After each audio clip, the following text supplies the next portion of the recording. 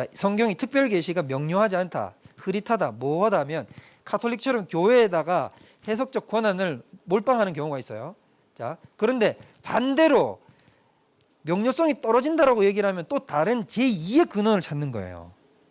성경 말고, 성경이 흐릿하니까 성경 말고 또 다른 걸 찾는 거죠. 가톨릭 교회는 명료하지 않기 때문에 교회가 그럼 명료하게 만들어준다야 된다라고 나갔고, 그럼 명료하지 않기 때문에 또 다른 제3의 것을 가지고 와야 된다. 일반 계시 말고 또 제3의 것을 가지고 와야 된다라고 얘기를 해요. 그게 뭐냐면 뭘까요, 여러분? 뭐냐면 신비주의가 되지. 여러분 항상 그래요. 말씀이 흐려진 곳에는 항상 뭐가 자리 잡냐면 신비주의가 자리 잡아요. 자, 요 신비주의를 갖고 들어오는 방법 중에 하나가 뭐냐면 이거예요. 내적인 빛. 그러니까 내 안에 빛, 내 안에 음성에 귀를 기울인다라는 겁니다. 그러니까 여러분 이런 운동이 굉장히 많습니다. 이거 경계해야 되는데, 자, 말씀의 권위가 약해져 있으면 그 권위를 내가 누구에게 의존하게 되냐면 설교자에게나 사역자에게 전적으로 의존하는 성향이 있는 사람이 있다. 그래서 나는 성경 말씀 빼버리고 설교에다가 내 모든 신앙을 걸어버리는 사람. 굉장히 의존적인 신앙을 가지게 되는 쪽으로 발전을 하거나, 아니면 어떻게 가게 된다고요? 기도파가 되는 거예요, 쉽게 말해서. 그 기도파가 돼가지고 신비주의로 치우치게 되는 거죠. 그 말씀이 빠져버린 상태에서 그 진공 상태를 다른 게 자꾸 다 메꾼단 말입니다. 그래서 여러분 어떻게 되냐 하면 자꾸 말씀에서 멀어져 있는 사람들이 가지는 것들이 신비주의적이고, 신비주의적인 사람들이 또 가지는 관념 중에 하나가 뭐냐면 신비주의적인 것이 말씀보다 더 권위가 높다고 생각합니다. 기록된 말씀보다 뭐가 더 확고한 계시라고 생각하냐면 꿈을 꾸는 것이고 환상을 보는 것이고 내가 하나님의 음성을 듣는 거라고 생각을 합니다. 말씀은 보죠. 민수기. 성목사가 하는 말이 아니라 말씀으로 그냥 우리 결판을 지읍시다. 자, 민수기 12장을 가보면, 자, 민수기 12장에 제가 얘기를 드릴게요. 배경을 그냥 설명을 짧게 드리면 여러분 잘 보세요. 여러분 모세가 재혼을 했거든요.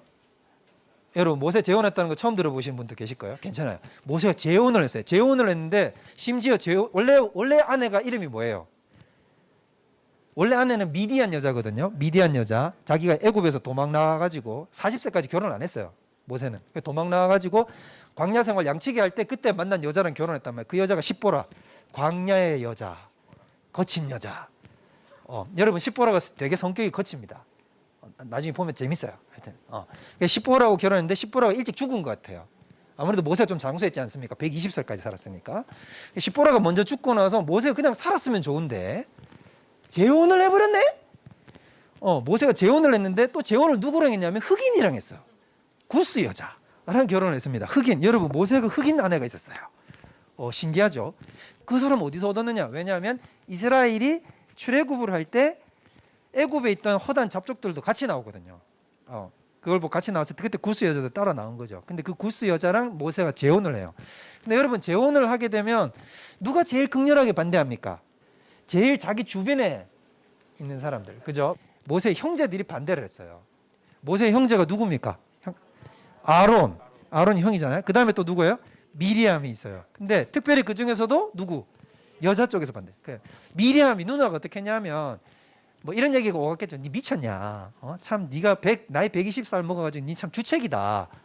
지금 네가 무슨 네 나이에 재혼을 하냐 이래가지고 무슨 시비까지 갔냐면 이 시비까지 갔어요. 아론도 거기에 동조해가지고 야 하나님이 니한테만 말씀했냐? 왜냐면 미리암도 선지자였거든요. 여자 선지자였고 아론은 대제사장이었잖아요. 환상도 계시도 자기들도 받았단 말이에요. 뭐 하나님이 니한테만 얘기했니? 뭐 네가 뭐 그래 잘났다고 네 맘대로 결정하고 네 맘대로 하냐 이런 얘기를 했어요. 근데 그 타이밍에 모세는 아무런 대꾸를 하지 않았어요. 모세는 어떤 사람이냐면 온유함이 지면에서 가장 큰 사람이었거든요. 그걸 자기 손으로 기록해놨어. 자 12장 3절. 이 사람 모세는 온유함이 지면의 모든 사람보다 더하더라.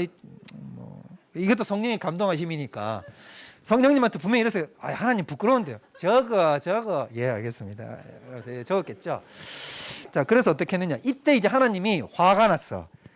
하나님이 어떻게 했냐면 미리암하고 아론이 모세한테 대한 태도를 보고 폭발한 거예요. 모세는 가만히 있는데 하나님이 폭발했어요. 그래서 하나님이 딱 이래가지고 어떻게 했냐면 팍! 하고 나타나셔가지고는 어떻게 했냐면 아론, 미리암 앞으로 나와봐. 무섭죠? 완전 여러분 진짜 무섭지 않습니까? 야 너희 둘 앞으로 나와봐. 그래서 둘이 앞으로 나와요. 앞으로 나오면서 하나님이 거기에다 대고 훈계를 하는 내용이 있어요. 자, 그 내용을 우리가 보자 이거지요. 자, 여기 보면 4절부터 보세요. 자, 5절부터 봅시다. 자, 여호와께서 구름 기둥 가운데 강림하사 장막 문에 서시고 아론과 미리암을 부르시는지라. Come on, 아론 미리암 이렇게. 그 두 사람이 나아가며 이르시되 내 말을 들으라. 너희 중에 선지자가 있으면 나 여호와가 환상으로 나를 그에게 알리기도 하고 꿈으로 그와 말하기도 하는데 내 종 모세와는 그렇지 아니하니 그는 내 온 집에 충성함이라. 그와는 내가 어떻게 말하고? 대면에서 어떻게 말하고? 명백히 또렷하게 알아들을 수 있게 확실하게 말하고 은밀한 말로 하지 아니하며 그는 또 여호와의 형상을 보고는 너희가 어찌하여 내 종 모세 비방하기를 두려워하지 아니하느냐. 자, 여기 보면 하나님이 아주 독특한 방식으로 미리암과 아론을 책망하시는데 뭐라고 얘기를 했냐면 쉽게 말하면 이거예요. 모세는 급이 달라. 모세가 왜 급이 다르냐. 너희는 똑같다 얘기했잖아. 니나 나나 계시받은 건 어떻다? 똑같다라고 얘기를 했는데 하나님은 뭐라고 얘기를 했냐면 아니야. 모세는 급이 달라라고 얘기를 했어요. 그럼 모세가 왜 급이 다르냐라고 얘기했을 때 하나님은 이렇게 얘기했단 말이에요. 일반적인 선지자나 하나님이 쓰시는 종이 있으면 그 사람한테는 하나님이 어떻게 계시를 준다고요? 꿈, 환상 이런 거 준다는 거예요. 근데 그런 거 주는데 모세는 왜 급이 다르냐? 모세는 더 높은 형태의 계시를 받기 때문이다. 그럼 모세는 더 높은 형태의 계시를 어떻게 받느냐? 어떤 형식으로 받는 거야? 하나님이 명백하게 어떻게? 말로 딱 준단 말이에요. 무슨 말인지 알겠어요? 명백하게 하나님이 알아들을 수 있게 딱 말로 하고 은밀한 말로 준다 안 준다? 안 준다라고 얘기했죠. 그러면 여러분 하나님이 얘기하셨잖아요. 그럼 계시에도 등급이 있어요. 계시에도 등급이 있다. 그럼 어떤 계시가 더 등급이 높은 거예요? 명백하게 기록된 계시가 훨씬 더 계시의 등급이 높고 그 밑에 계시들은 어떤 거예요?